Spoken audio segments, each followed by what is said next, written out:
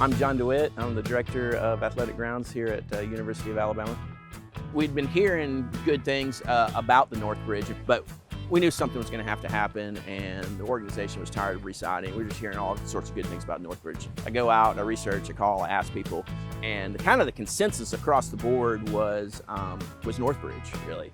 We have NorthBridge on the diamond at baseball, and also NorthBridge on the outfield of baseball. We've been slowly transitioning to NorthBridge through phrase mowing and sprigging. It's a very beautiful grass. One of probably the main things that we get feedback on is like the striping effect. The dark light from the mowing pattern is so profound that people think that, we'll hear it from third-party sources like they've overseeded, and then, one of our, group of friends was like, oh no, man, they don't overseed anymore, so that speaks to its aesthetics. It's got a very fine leaf texture, the color.